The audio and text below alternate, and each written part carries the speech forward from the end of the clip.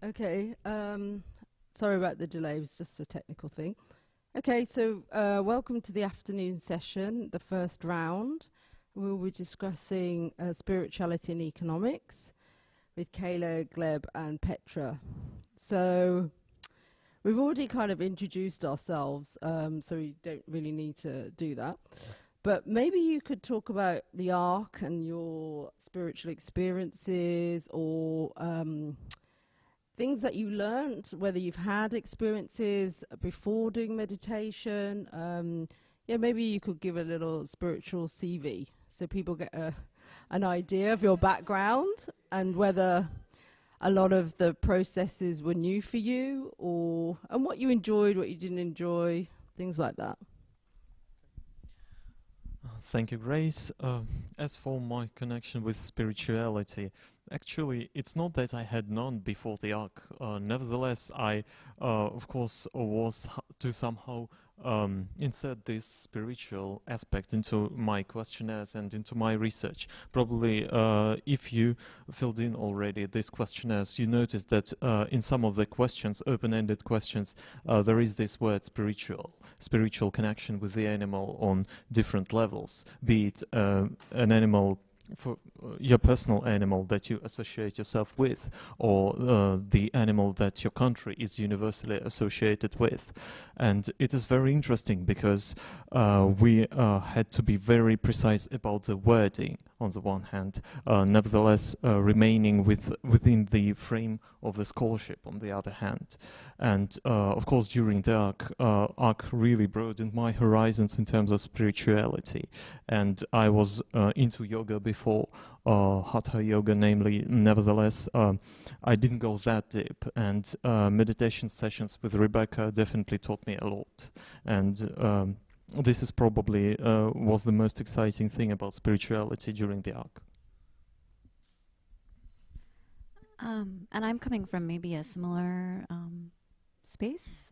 I will say that, like, in terms of personal spirituality, I think, and one thing Grace and I kind of talked about is that personally I am an animist. And I think that does affect things I do in the way I think of our relationship to the environment and other species and things. And that's something that I've kind of been reading. I've sort of brought some readings and stuff that I've been doing while we've all been here that end up weirdly colliding with everything that we talk about somehow. But I also lead a really hectic city life where I've never meditated before. And I don't have any sort of like kind of regimented spiritual practice besides just my way of thinking. So this was really different for me in terms of, for anyone who doesn't know kind of the structure of what we did, every day there would be at least one meditation that was kind of framing what we were doing. But that meditation was focused on kind of solving or thinking about these problems in terms of climate change, in terms of capitalism, in terms of kind of these really big things that sometimes we get really overwhelmed by. And so it was interesting. It was really surprising for me at first to have a meditation and then have a question like, how do you think, where do you think the world is going or something? And I mean, maybe that's normal though, I have no idea, but to kind of think through these things that I'm used to thinking through in terms of theory or in terms of kind of finding sources and artists and writers. But yeah, I think for me it was really nice to see those intersect. And I think one of the things that we did that I really felt was great is some of our meditations were even just focusing on communication. So really spending time to listen to what people were saying to some of these questions and not just kind of jumping to conclusions. I think that was really great to kind of see how everyone thinks and yeah, not just kind of assume the problem and go straight for that, but to really spend time thinking of how it affects us. Yeah.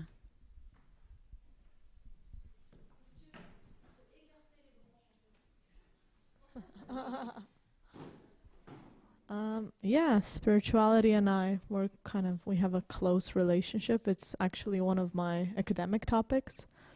And I've done research on what what actually is the function of spirituality within communities in general and within eco-villages specifically. So yeah, I've done quite a few weird exercises. Yeah, I've gone through a lot of different meditation type of experiences. And now what I'm specifically interested in is the socially engaged type of spirituality, and what spirituality can do not for us only personally, but how we can use this to ground ourselves so we can better interact with society, how we don't burn out, so to use it as a tool. And I think this is what we were trying to do in the ARC. At least that's my own personal interpretation. So yeah, that's how I looked at all of these activities that we had, and I felt that there was a shade of spirituality in quite a few activities that we were participating in, and even the food. I mean, we were eating everyday food that corresponded to a specific chakra. So our great cook, chef, Denise, she gave a small speech on how different types of flavors and different ingredients interacted together and why they belong to a specific energy center. So yeah, I really like this when you draw from something that is kind of incorporeal, something you cannot touch, something in the mind, and try to ground it in reality. And I think a lot of what the ARC was, a lot of the experiences kind of felt that they were preparing us for something like that, and it all kind of ended with our little performance yesterday. And yeah, we also did a little collective meditation to help us, solidify the bonds, to help us feel like we are protected as a whole outside. So yeah, that's how I saw it. Yes, I mean, when I was designing the ARC, I spent a long time designing the spiritual program, even before asking Rebecca to facilitate the program, because I knew that there needed to be this foundation that was non-rational behind it, but wasn't just, it would take into account many different facets of consciousness and how the mind works, but also shamanism, animism. And I had always, in my first ideas about the ARC, I thought a lot about plant communication. So there was one afternoon where we sat outside and the participants looked at plants and we drummed, and that was a way of them kind of connecting with things outside of their body but keeping their eyes closed. Whereas in the morning we were mostly closing our eyes and going inside for the first part, which was very important to have this interior dialogue with ourselves, and then we were opening up to speak to each other. So I'd also really wanted, because this is an art piece, and I think this is really has to be said, especially in relationship to the other conversations earlier this morning, that yes, this is a spiritual experience and a scientific experience, but it's also an artwork, and so the process of creativity is one of mystery. And I felt that I was very surprised that a lot of the people who couldn't let go in the process were actually artists. It wasn't actually academic, rational people. It was really artists, and this idea of the unknown and the mystery, because that's the thing when you're making a painting, you begin and you have no idea what it's going to be. And that's the part of the magic of art. And so that's also with the ARC. I mean, it's a living thing. It's a living cosmology. It's changing. And I also think what's interesting about the ARC is that the fact that, we were doing spiritual exercises that were, some of them were quite deep, or talking about societal things in terms of, wanting to talk about this sacred activism. So in the past, spirituality had always taken place very separately to activism, and now there's people like Joanna Macy who have been trying to bring the two things together. And for me, that was really what the ARC was about, because this isn't a meditation center. It's not a meditation retreat. So we can have glimpses of that, but we can't just separate that from the activists or artistic point of view. And so I felt like also people who had never done a retreat, it's very hard to see the end result if you've never been through that type of process, because the process of being cut off from the outside world is of course very scary, and you're going to go through ups and downs in relationship to your mind, the strength of your mind. And there are points where you think, oh, you might think that your mind is going to fail you, you know, but in the end, as you'll see, when you leave, your mind is going to be fine. And then actually, you get the gift. I mean, that's the beauty of doing a meditation retreat or a spiritual retreat, is that you get this gift of seeing how strong your actual mind is. And so I think that's the allowance that maybe people who have had problems in not being able to leave, you know, like leave the program, they can't see that part, because that's the unknown part, but you can only get that part after you've left. And then you see, okay, I survived, I did that, you know, and then you see, wow, I'm really strong as a person, you know, and that's a part of the thing of having all these rules. Like having the rules now seem like a pain in the ass, but actually afterwards you'll see, you know, the beauty of it. And that's like with painting, you know, you have certain rules about composition, about light and shade, and, you know, and because you don't just paint anything. You know, abstraction is not just like a bleh. When people say, oh, their children could do it, that's not actually true, because what their children are doing and what an abstract painter is doing is very different. And so that's the same with like meditation, you know, and if you really try to set up situations like this situation or other situations where you have rules, it's like in order to allow the creativity of the unknown. So I think it's quite interesting in terms of how we see spirituality. I mean, I would like to ask Kayla, so when we were first talking on the internet, you know, when I first started talking to you, because your research is a lot about the Anthropocene and animism, and we started to have this discussion about the word spirituality. So the word spirituality being a very dirty word in the art world.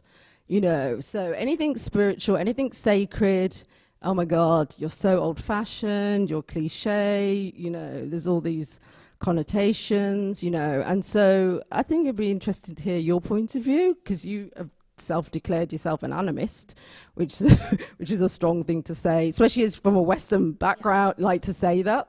Maybe it'd be interesting to hear your point of view about this word. I also just want to say that I've been in situations that, I mean, I don't think that they're at all trying to accomplish what this is doing in terms of the arc, but I've been in some things that are kind of longer academic situations thinking about these same issues, and they tend to point towards spirituality as this like other thing that we kind of can't reconcile with the politics, and I think that it's really detrimental when that happens. And so I think I was just so blown away with how integrated it was into how we think and how we survive in terms of dealing with all of these things, and really thinking about things in a holistic way. But in terms of like the word spirituality, I guess I'll say in terms of the animism thing, it is a little, I do think it is a weird thing to say, and I get a lot of weird reactions, but it's how I feel.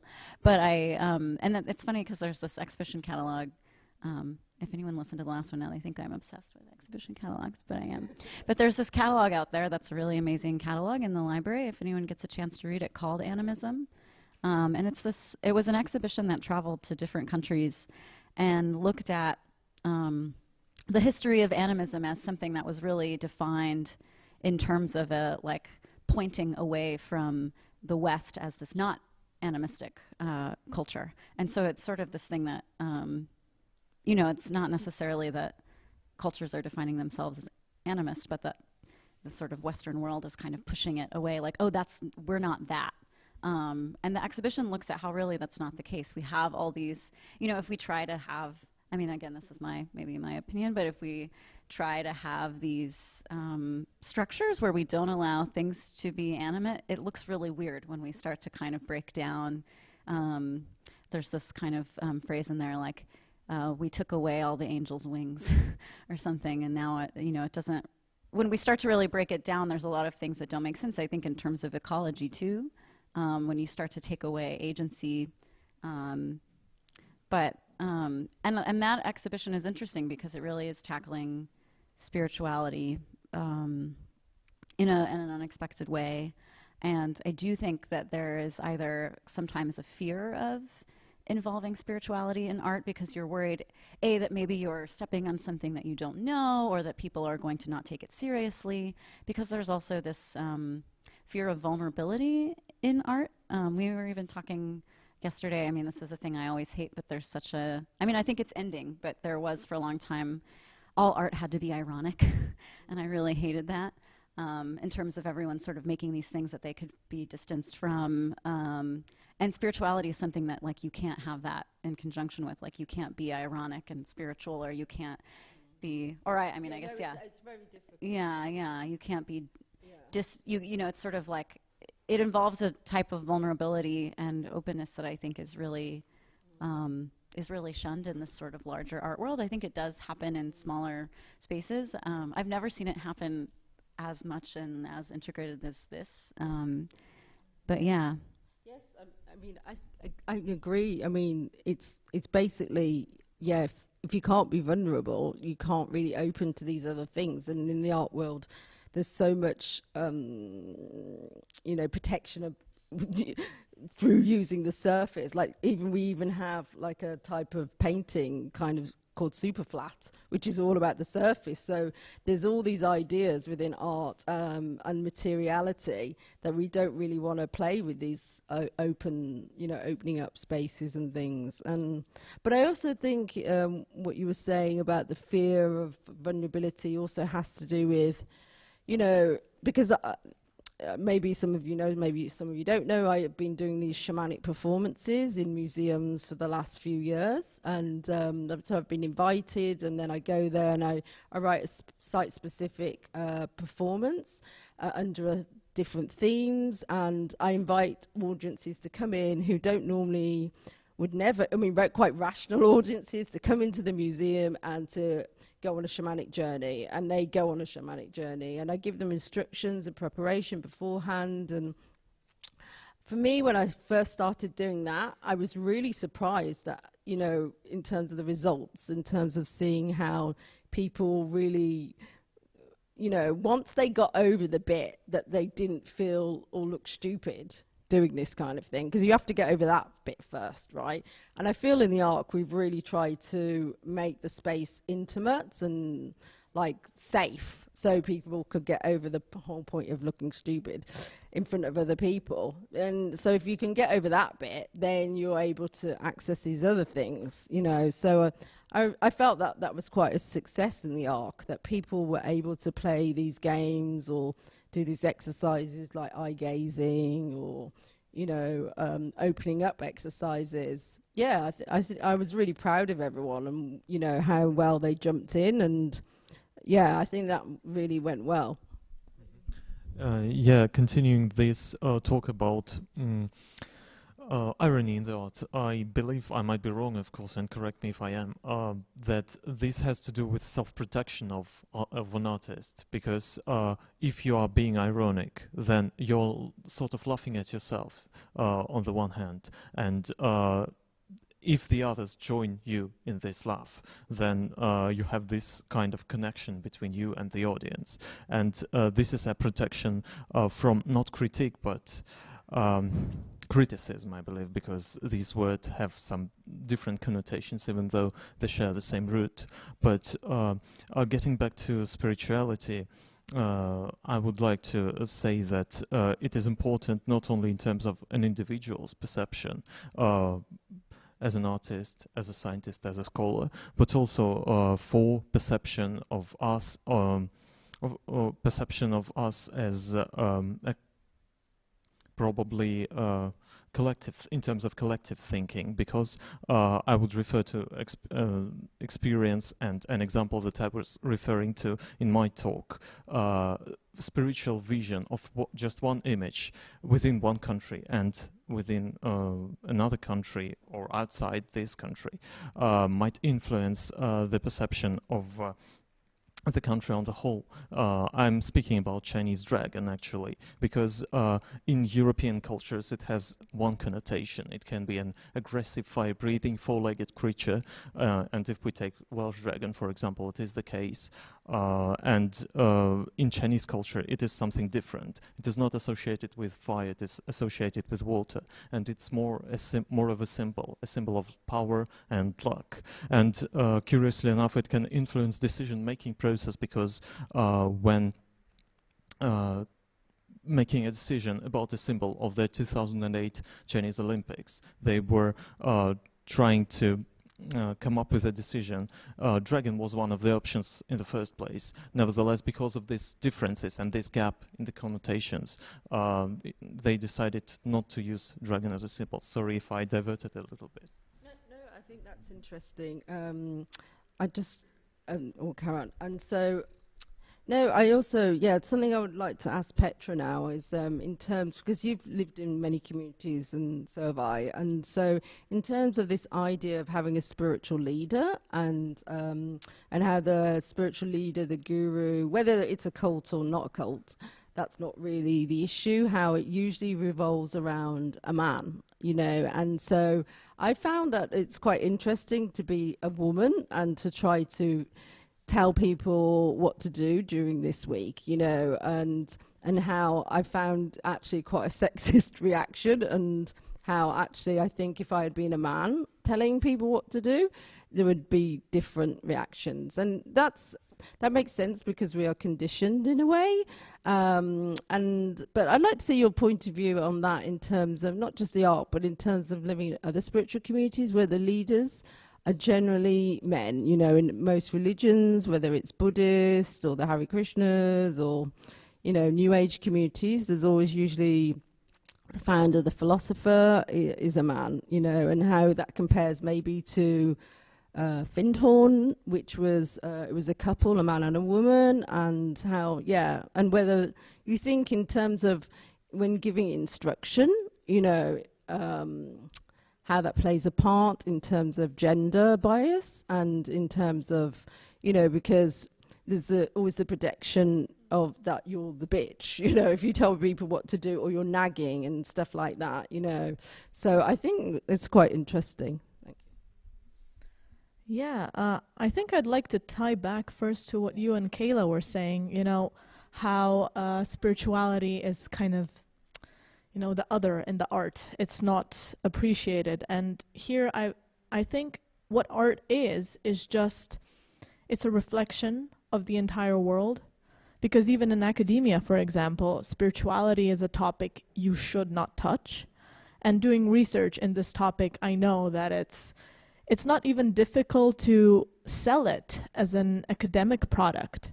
It's also difficult to sell it to your participants. It's difficult to get people to take you seriously when you're asking them about spirituality. So you have to reframe certain questions, kind of connect them to the participants' own experiences, practical experiences of spirituality to get the answer back.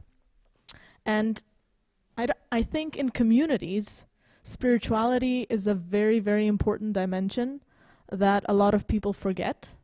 So, for example, in eco-villages, we kind of stress 4 dimensions of sustainable communities. And you have first the social one, the ecological one, the economic one, which kind of makes sense. But the last one is cultural/spiritual one. So it's kind of that background, that mental, spiritual object that kind of helps you lead the way, that kind of projects a common mission, a common vision, something to live for, a meaning of life. And this is something we forget a lot about in our society, that we need that meaning. Our meaning in life is not to wake up and go to work and then come back and, you know, earn money for our food, for the apartment. We have a greater meaning. We all have this calling in our soul, I guess, that why are we here? We need to be here for something bigger than this mundane, stupid life. And it's important to acknowledge that. And I guess we don't want to.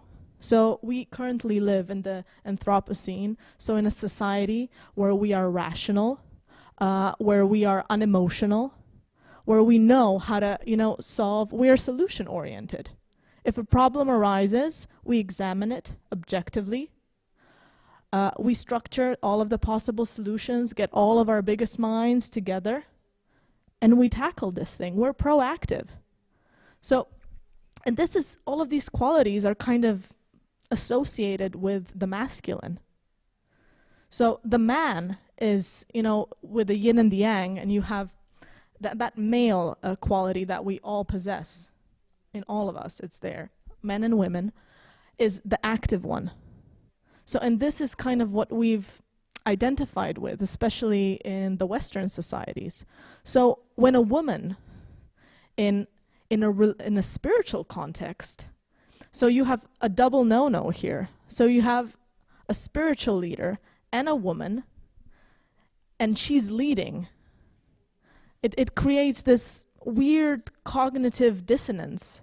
So what people do, for example, they term her a bitch. So she's a weird woman, that's a bossy woman, or she's a lesbian, or we have to make something in our minds, a story, to kind of fit with this duality. And don't get me wrong, this duality is super useful in many, many different situations, but it kind of takes away the complexity. So we like to see the world in black and white.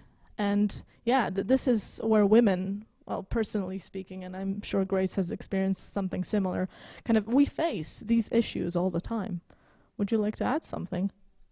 Yeah, I mean, not only that, but I was just going back to what you said about communities needing, if they don't have that spiritual element, there's just something definitely missing in their foundation. But what's really interesting in communities where they're New Age communities, so their spirituality comes from either channeled information or information which somebody has made up, or just it's like self-created information, that versus communities where it's connected to a lineage, so like a Tibetan Buddhist lineage. So it's been, the information's been around for thousands of years. And so how the difference really is in communities which we've both lived in and we met in. We met in a community in England where if you don't have that philosophy underneath, and it's just made up, it's from some sort of channeled, or it's just, and that happens a lot in Western communities in the Western world. They seem to fall apart much easier, because they don't have this backup plan of being able to look back at the lineage and say, well, that Lama, and then that Lama, then that Lama, all going all the way back to the first Dalai Lama, so it's very interesting that. But do you want to just say something about the community that we lived in together? And I mean, in terms of relationship, where maybe there were problems because of this issue. Well, yeah, I think that the community we met, where it's the community I'm currently living in now, and that's why I think we love it. I love it, and you hate it for exactly the same reason. So I like to play, so there is no spiritual vision there whatsoever. So I see it as kind of an opportunity to play around, and yeah, it's difficult to live in. It's difficult to, be a part of the meeting where you don't know why you're there. It's like, why are we having this meeting? Well, we have to, take care of all of these tasks so we can survive. But really, what is motivating us? Why are we living together and working together? What is the purpose? What are we trying to do? And when you have guests coming in and saying, oh, can you tell us about your community? And you're like, this is it. We do these things. Why? Kind of, yeah, because we need to survive, as this is how we get the money in. And we try to be ecological as much as we can, because it's an old house, so you cannot be completely ecological. And yeah, socially, yeah, we have these types of processes. So yeah, that's going on. And they're like, yeah, but you know, usually intentional communities and communities like this have a purpose. What is your message to the world? And we're like, meh. I don't know. Everybody has their own idea. And it was funny because when we met, I was doing research. That community was my case study. So I did media analysis. So how the public saw that community, and all of the results that I got were basically, you know, they didn't have anything to it. Whenever this community was mentioned in the media, it was mostly just as a venue. So we have this and this concert happening and this event. Where is it? In that community. So it didn't convey any special message. For example, Findhorn in Scotland had a very, very strong message, and that's why, you know, they have a strong following. So this is it, yeah. Yeah, I mean, carrying on from that, I'd be interested to hear from Kayla in terms of gender biases, in terms of in the art world again, you know, in terms of having these mythic visionary male artists like Joseph Beuys or Jimmy Durham being, you know, shamanic people, and how that works in terms of being a woman artist and wanting to work with these tools and processes. Like, what's the difference, and why are we less accepted in terms of wanting to do that, or how we threaten people if we want to use the same language, but, you know. That's so funny. I had never really thought about that specific angle, but I mean, it's true, and it makes so much sense that all these gurus, you know, are mostly men. And then in terms of the thing that happens in art, where you have this, like, you know, the genius artist is also, I mean, I don't know any, I'm sure there are maybe now, I say I'm sure, maybe hopeful. Well, I actually don't really like the idea of an artist as some sort of visionary genius, but maybe people aren't as attached to that anymore. But yeah, it is always this idea of, like, you know, the guy in his studio doing these, like, divine things, but somehow we culturally separate that from spirituality, or we're able to, like, accept it in a way that I think is really different. In terms of, like, Joseph Beuys is a great example. I've, like, never heard anyone talk about his work in a way that's, like, dismissive, based on spirituality or anything like that, where I do think that because for the most part, women artists and queer artists are already kind of stepping into this game with a lot of vulnerability.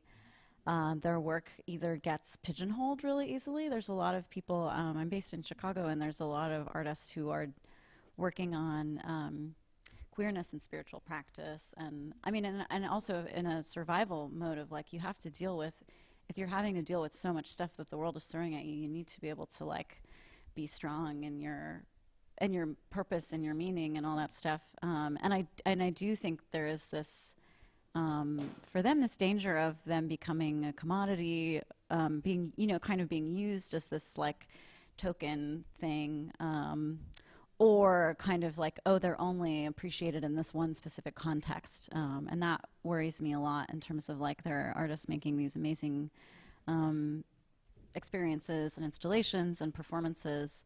And it's a complicated thing to do anyway, because a lot of times it's also inventing or sort of adapting spirituality that you've inherited from this sort of, like, male-dominated guru type thing, and then, like, adjusting it to your gender identity. And I think it's really vulnerable. I mean, I think it's, like, the work is really, to me, really inspiring and amazing, but I do think it's perceived differently, and it's funny that, yeah, I hadn't even thought about it until you brought it up, but it's totally not questioned on this other sort of male genius guru level.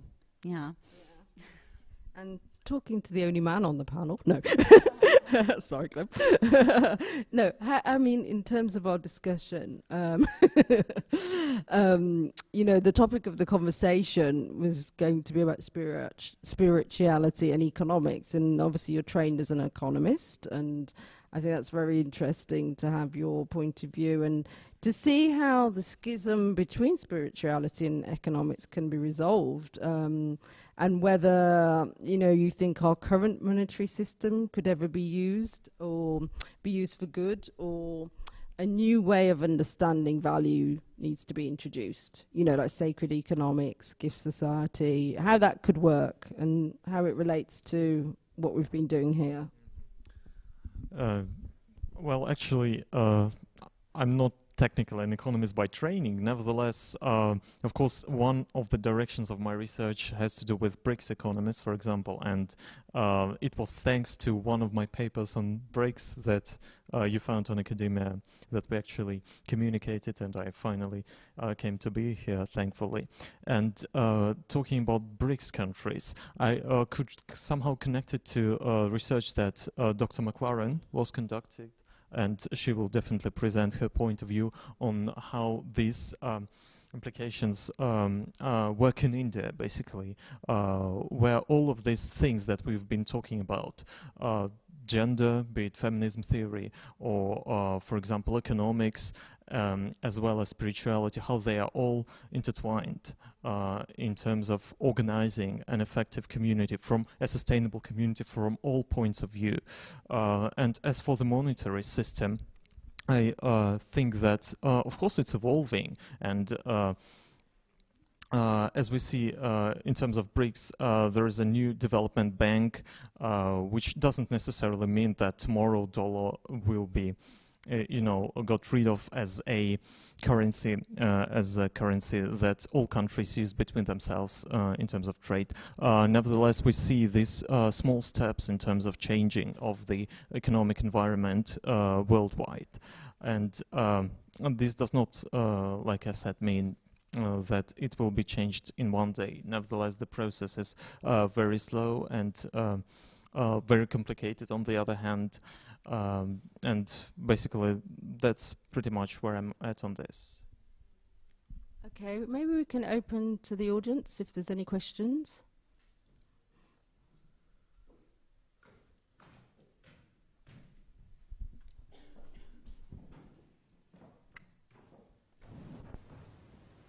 Yes, may I have a question?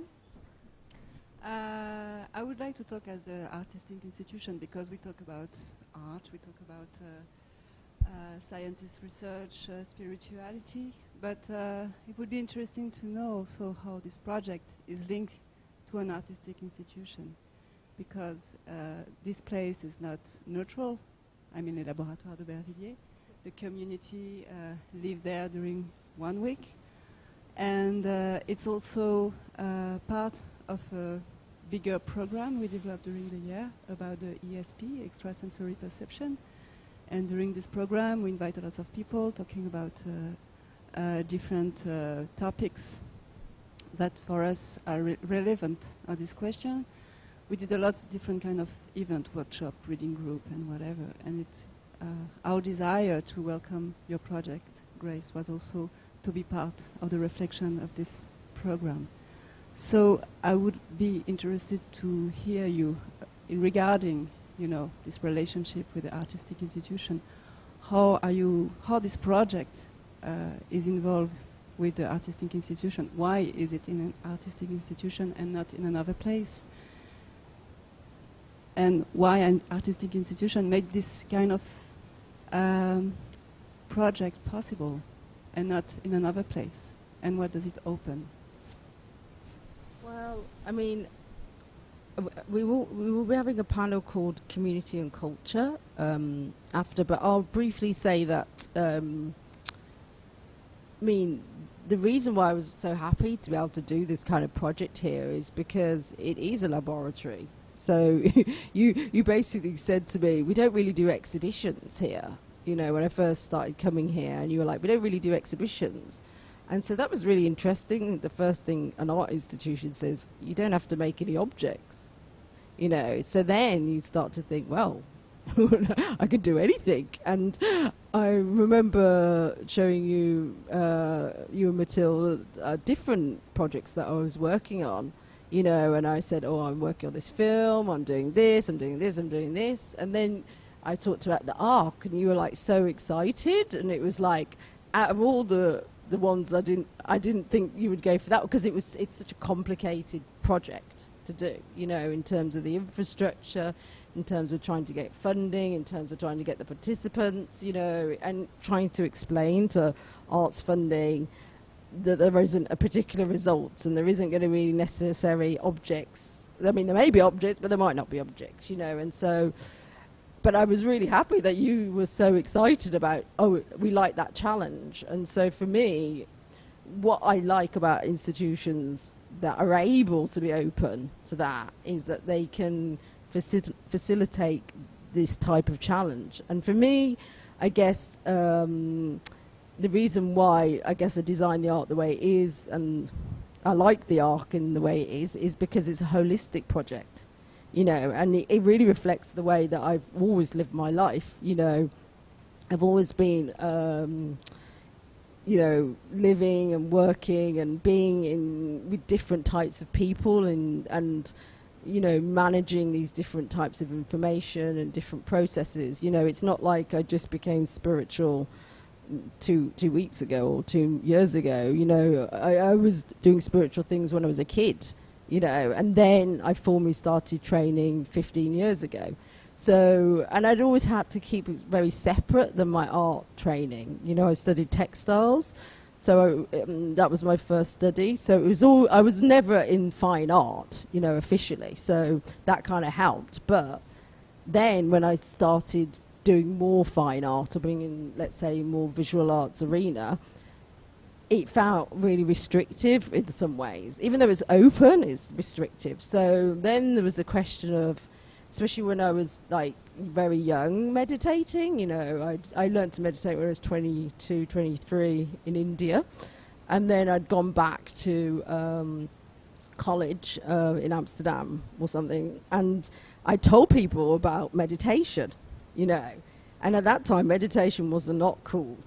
I mean, it was really like, what the fuck are you doing with your life? You know, like really either people thought, oh, there's something wrong with you, or you must be losing it, or you don't understand what art is, or there was really a great snobbery around it, you know. And of course, time has changed, and the wider culture now accepts meditation. Like Time magazine, they have that whole issue from last year about mindfulness, and that's Time magazine. So mindfulness basically is really the face of meditation, and so meditation and yoga is very accepted now because of the health benefits.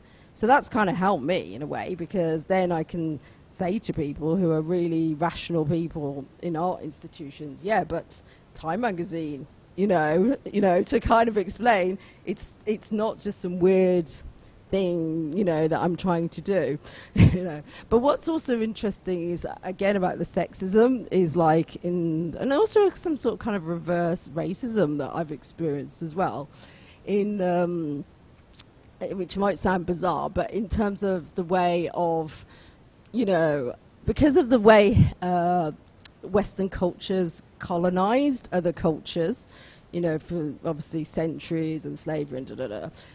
Now we have the reverse opposite issue in postmodernism, where there's so much fear about appropriation or talking or using other cultures in artwork. So especially in America, you know, like if you're not from that culture, you should not talk about that culture, you know, because, and which makes sense, because for years, you know, things were exploited, you know.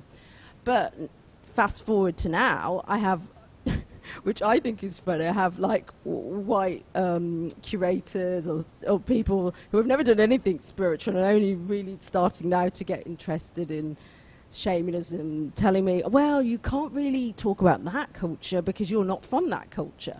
Not realizing that most non-Western cultures, because they believe in animism anyway, you know, and have this fundamental world different view, they are linked you know. So whether you've been in that culture or not, yes, of course, there's rites and rituals and certain language words you might not understand. There is still a fundamental connection. So that means, like, even though I grew up in Kenya and England and, you know, I have a Western way of thinking as well as a non-Western way of thinking, it allows me to go to different places. Like, I was just in the Hopi villages in Arizona, and it was very interesting because I was traveling with a friend of mine. She's a white painter, and there was a group of nuns who were also there, Catholic nuns who were doing some activist work. So they were also visiting the reservation on the same day.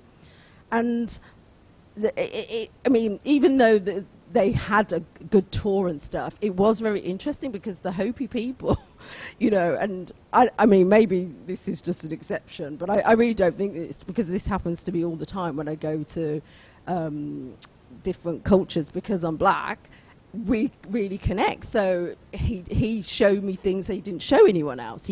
They gave me presents that they didn't give to anyone else, you know, because they understood that. I understood something about this other way of seeing that you can't explain. You know, you either see it or you don't see it. And this has happened in many places. So I just find it funny now, you know, that maybe you can respond, Kayla, about that as well, how there's like, now there's like a snobbery or restriction or some sort of thing about who can talk about what, you know, and why you can talk about it. And yes, of course, that, you know, we've seen recently in the Whitney, with the Whitney letter and the scandal of that, you know. But yeah, maybe you can talk about that. Yeah, that's something that came up that we talked about here, and I felt was really great because it's a hard thing to talk about and analyze the way that, I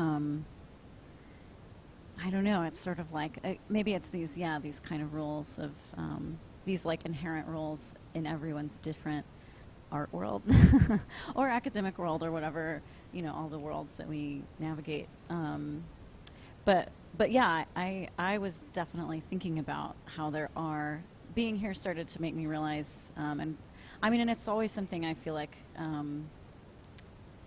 at least in the, where I am and in terms of what people are making and doing, that it's this kind of back and forth question. And because I work and do project advising at an art school, and so with a really, you know, vastly kind of different student body.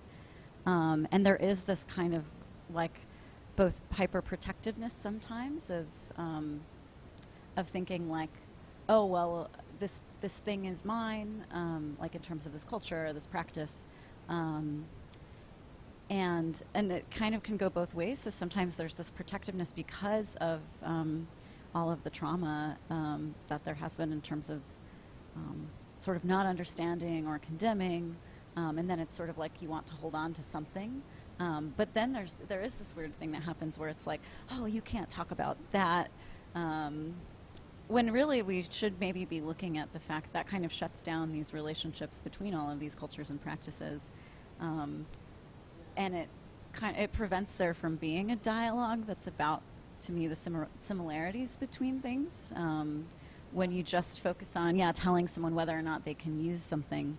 And we talked a lot about the Whitney thing because the protester is one of our alumni. And now I sound like a weird school representative. I didn't tell you where, so you don't get to no. But yeah, it's a really complicated thing because, and I think everyone is just like, so there's so many like kind of forces coming at you from all these different directions, telling you what is okay and what is not, and what's respectful and what's disrespectful. That we become so worried about that, and I fall into this too sometimes where.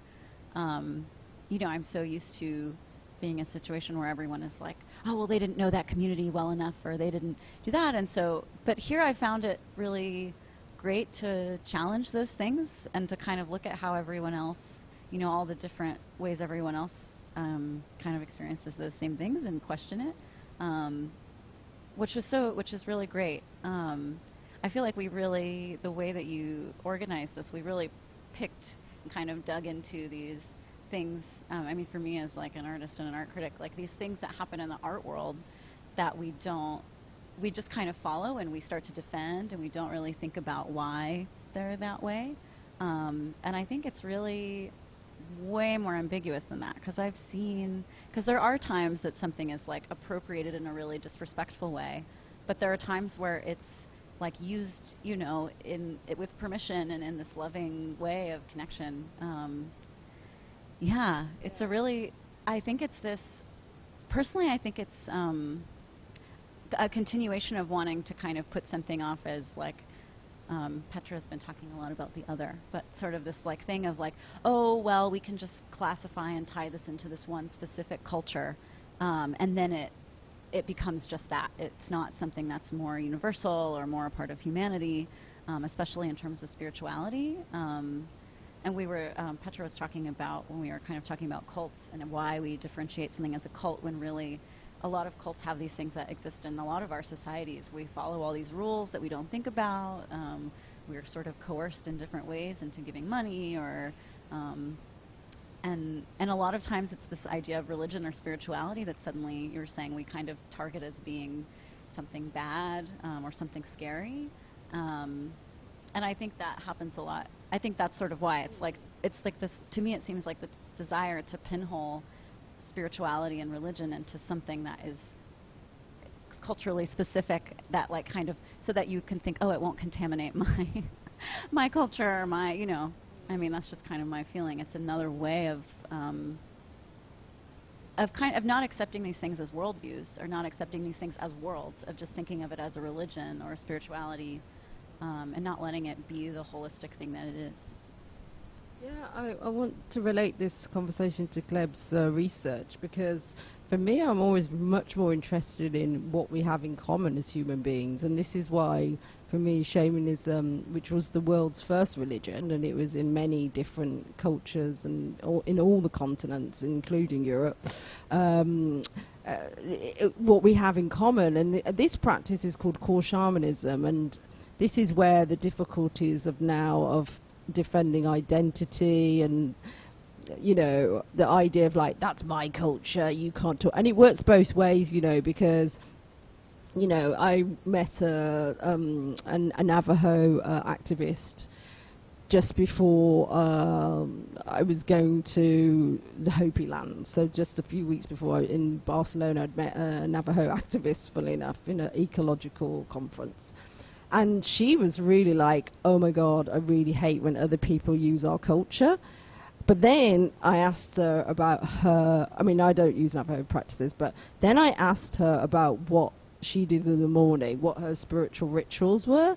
And, you know, and whether they were super traditional, whether, you know, she had invented things. And it turns out that she also didn't follow her practices perfectly. And because as a millennial, you know, she's added and taken things away to the practices. So she'd become creative, but she hated other cultures, other races, obviously, you know, especially the white race, changing her traditions, practices, even though she was changing her traditions, practices. So I think that's what's funny, you know, that, yeah, so I'm very interested in what joins people together. And yeah, and so in your research, it seems like you are as well.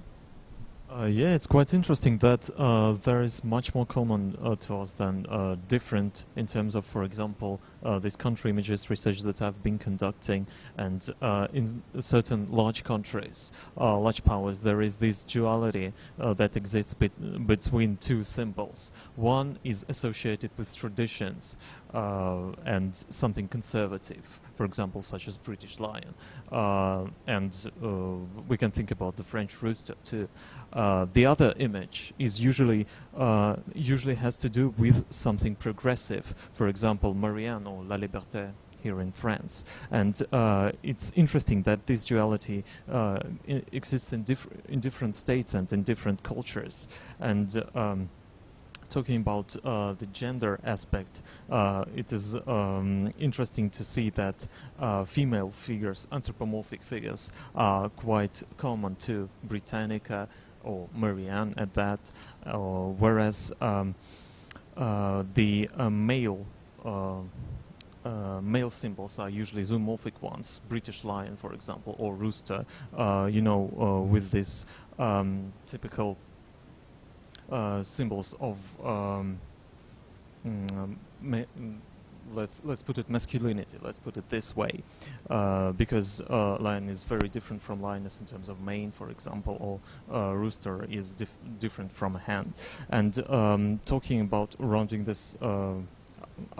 up my reply, probably I would say that it would be advisable to search for the similarities not only in terms of art, which is one of the tasks for art, basically, to see what unites us, but also for science and scholarship.